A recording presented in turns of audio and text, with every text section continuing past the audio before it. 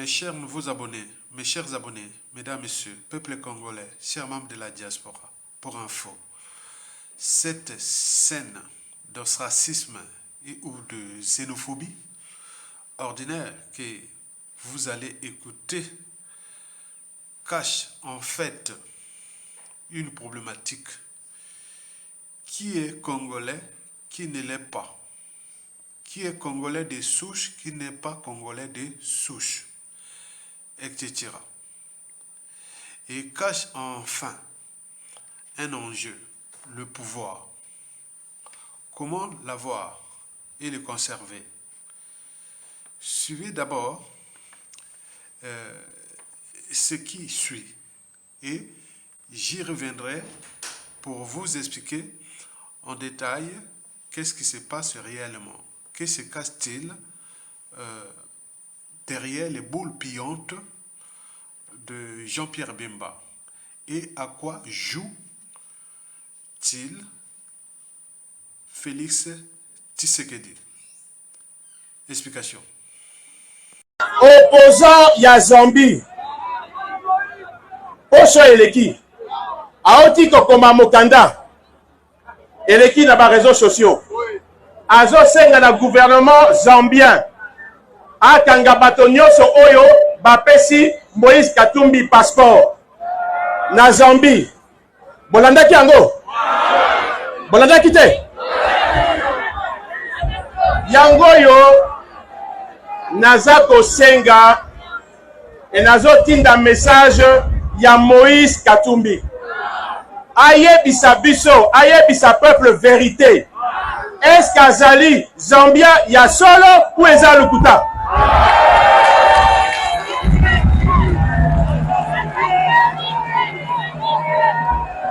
Parce que na mutu na sommet ya mboka okoki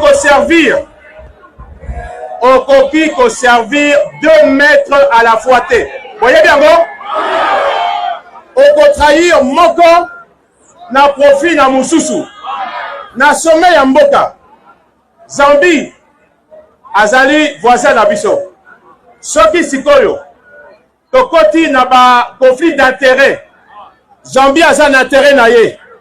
Congo aza na intérêt na ye. Sikoyo soko aza na sommet ya mboka. Oko décider ko défendre ba intérêt ya nani? Ya Zambie ou ya Congo? De ce qui précède, voici les décors de cette xénophobie ordinaire relative aux enjeux de pouvoir et des conflits d'intérêts qui se manifestent actuellement à l'aube des présidentielles du 20 décembre 2023 en République entre guillemets démocratique du Congo. 1. Félix Antoine Tshilombo Tshisekedi serait 100% congolais de souche, c'est-à-dire de mère et de père congolais. 2. Martin Fayulu. On lui attribue, mort de rire, des origines sénégalaises. 3. Denis Mukwege. Lui aussi serait étranger, d'origine Est-Afrique. On lui attribuerait des origines soit kenyans, tanzaniens, etc. Mort de rire. Et enfin, Moïse Katumbi. Lui, on lui attribue plusieurs origines, tantôt zambien, tantôt italien, tantôt juif, etc., etc. C'est pour cela que Jean-Pierre Bemba, qui lui aussi est traité d'Ougandais, est monté au créneau pour discréditer la nationalité congolaise de Moïse Katumbi. Vous savez qu'à tort ou à raison, les partisans de Félix Tshisekedi qualifient Moïse Katumbi et d'autres candidats comme étant ceux de l'étranger. C'est-à-dire, au service des Rwandais et de leurs alliés occidentaux contre la nation congolaise. C'est-à-dire, ils seraient là pour piller et contrôler davantage les matières premières gigantesques que dispose la République démocratique du Congo au regard. Décryptons maintenant l'envers du décor de cette xénophobie ordinaire. D'abord, pourquoi ça chauffe entre les candidats à ces présidentielles problématiques? C'est parce qu'il y a trop d'enjeux. Et pour cause, au niveau national par exemple, il y a d'un côté les enjeux de pouvoir, de privilèges, de statut social et de train de vie, etc. Et de l'autre côté, l'ostracisme et la xénophobie comme moyens et ou outils susceptibles d'écarter et ou d'éliminer politiquement, physiquement et voire moralement les concurrents et ou adversaires politiques. Ce n'est pas nouveau dans le monde. On en a vu pire aux États-Unis lors des présidentielles de 2008 entre Barack Obama et Hillary Clinton lors des primaires démocrates aux États-Unis. Bref, au niveau national, il y a trop des intérêts particuliers et partisans qui nuisent gravement à l'unité nationale de la République entre guillemets démocratique du Congo. Au niveau international, le contrôle des matières premières gigantesques qui dispose le deuxième pays le plus grand d'Afrique après l'Algérie. La République démocratique du Congo est la vache à lait des minéraux et des terres rares au monde. Si bien que l'enjeu des technologies et ou des énergies vertes et qui se joue actuellement entre l'Occident, c'est-à-dire l'Occident nord-américain et européen, et le Sud global représenté par la Chine et certains pays émergents, sont au cœur de ces présidentielles-là. En fait, chaque camp, chaque bloc veut placer ses pions et ou ses champions dans ce pays. D'où les tensions en cours entre les candidats et aussi entre ces différents blocs. Bloc occidental contre bloc Eurasie et notamment chinois. Alors, pourquoi Jean-Pierre Bemba envoie-t-il des boules pillantes à Moïse Katumbi? C'est du déjà vu en Europe et même en France. La stigmatisation des Européens et ou des Français d'origine étrangère. C'est du classique nationaliste ou patriotique, on peut dire ça, certainement pas. On dit du classique nationaliste en Afrique et ou d'extrême droite en Occident. En Afrique, on parle de nationalistes, ce genre de propos, et en Europe ou en Occident, on parle d'extrême droite.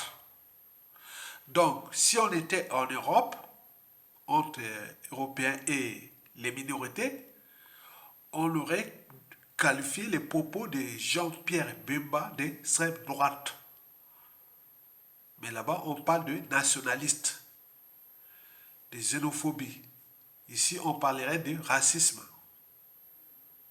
Par ailleurs, on ne combat pas le racisme, ni l'ostracisme, et encore moins la xénophobie entre Noirs, entre Africains, par les émotions et par l'appartenance, certainement pas. Ça se combat par, oui, combattre les propos tenus par Jean-Pierre Bemba, c'est par un, les idées, deux, par le droit, trois, par la politique des idées, des projets, d'actions et autres, qu'on est capable de faire ça. Parce que le but du jeu, c'est apporter le but de la condition humaine, sociale et existentielle à tout le monde, presque. Donc, c'est par la politique, troisièmement. Quatrièmement, par l'éducation. Et cinquièmement, par la transmission des valeurs du vivre ensemble. Parce que l'unité d'une nation, dans une nation, ne se décrète pas. Elle se construit au gré des épreuves. L'unité d'une nation, d'un peuple, c'est comme la confiance. Elle ne se décrète pas. Elle se construit au gré des épreuves. La confiance tisse des liens. Alors que la méfiance dessert des liens. La méfiance, c'est lorsqu'on n'a plus confiance à quelqu'un, à un produit, à une institution, à une organisation, etc. Et si cette méfiance devient répétitive, on rentre dans la défiance. La défiance casse les liens. La confiance soude les liens. La méfiance dessert les liens. Et la défiance casse les liens. Et ce qui se dessine en République démocratique du Congo au regard de ces enjeux n'est pas bon pour cette nation, d'où l'intérêt de veiller les consciences. Cependant, à quoi joue Félix Tshisekedi? Ce n'est pas sorcier. Félix Tshisekedi joue à ses propres intérêts. Il est certain que d'ici peu, il pourra jouer le coup de Joseph Kabila. Laisser le présidentiel gagné par le président élu Faïlo. Je vous remercie. En fait, Félix Tshisekedi et ses acolytes savent bien que ces présidentiels-là sont déjà perdus. Donc, ils cherchent quelque part les voies de sortie. Ils jouent la carte nationaliste, mais qui ne va pas marcher. Mais au final, il est certain que Félix Tshisekedi va certainement jouer le jeu de Joseph Kabila en 2018-19. Laisser Denis Mukwege gagner et ou, à défaut, laisser au candidat, celui qu'il avait gagné en 2018, Martin Faïlo. Ce n'est que justice qui sera rendue. En fait, Félix Tshisekedi et tous ces membres du pouvoir-là, ils ont peur de Moïse Katumbi. Parce qu'il s'est passé beaucoup de brutalité, d'assassinats et autres. Donc, si et seulement si Moïse Katumbi prenait le pouvoir, il est certain que Félix Tshisekedi et tout ce monde-là auront des soucis. Or, depuis 2018, Félix Tshisekedi n'a jamais fait du mal à Martin Faïlo ni à Denis Mukwege. Et c'est là-bas qu'il compte, si et seulement si ça passe, la CENI pourra prononcer, oui, c'est Moïse Katumbi qui a perdu, c'est Martin Faïlo qui a gagné, ou Denis Mukwege. Mais pour moi, que ce soit Martin Faïlo, Denis Mukwege ou Moïse Katumbi et Félix Tshisekedi, il faut qu'il y ait une entente entre eux. Moi, je voyais, personnellement, si on écarte Félix Tshisekedi, il va se reposer. Il est né comment? Il était né le 13 juin 1963 à Kinshasa. Félix Tshisekedi est né le 13 juin 1963 à Kinshasa. Moi, le 1er juin 1963 à Brazzaville. Mais je pense qu'il peut se reposer. Hein. et revenir après. Il a encore que 60 ans. Donc dans 10 ans, il pourra toujours revenir. À 70 ans, il sera en forme. Et laisser libre cours à Martin Fayulu gagner. Et à ce moment, nous aurons un, un trio gagnant. C'est-à-dire, imaginez-vous que Martin Fayulu, président, parce qu'il a les consensus, il regroupe tout le monde dans ce pays, il a les consensus. Et on laisse le Premier ministre à Moïse Katumbi et les affaires étrangères à Denis Mukwege. Vous aurez vraiment un trio vraiment d'enfer pour penser une nation nouvelle. Ce que je pense, moi, de la République démocratique du Congo, moi qui est de la République du Congo-Brazza, que nous surveillons ces présidentielles-là comme on surveille le lait sur le feu. Parce que nous avions trop d'enjeux à l'échelle de notre pays au regard des rapports que le régime de Denis Sassou Nguesso entretient avec les Aïrois, dont son fils Denis Christophe Sassou Nguesso qui devient pour nous problématique et beaucoup d'enjeux.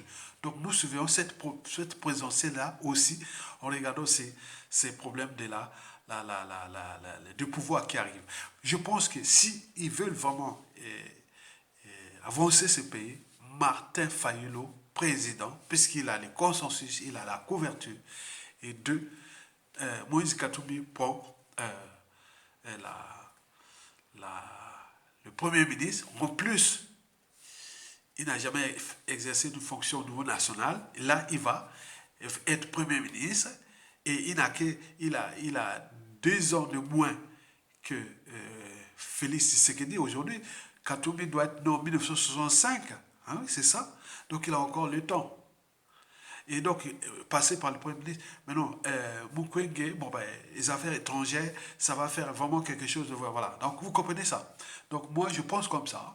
Et pour l'intérêt de la République démocratique du Congo, aussi l'intérêt de l'Afrique centrale, l'intérêt de l'Afrique équatoriale, l'intérêt de l'Afrique. Je vous remercie. Likez, partagez et soutenez la résistance. Merci beaucoup. Vous savez aussi que Fayulu, je vous dis, Fayulu reconnaît que Moïse, Tshisekedi ne l'a jamais fait du mal. Donc, pour Félix Tshisekedi, bon, Fayulu, ça sera vraiment, voilà. Donc, c'est un patriote, c'est donc tout est ouvert pour lui. Je vous remercie. Je pense qu'il y aura des surprises. Je pense que ça va être comme ça. Là, l'alternance. Il donne à Martin Fayulu. Martin Fayulu nomme Moïse Katumbi Premier ministre, l'autre ministre des Affaires étrangères et d'autres candidats et autres. Donc, ils forment le duo pour refonder une nation nouvelle. Vous avez tout compris? Très bien. Likez, partagez et soutenez la résistance. Tokolonga.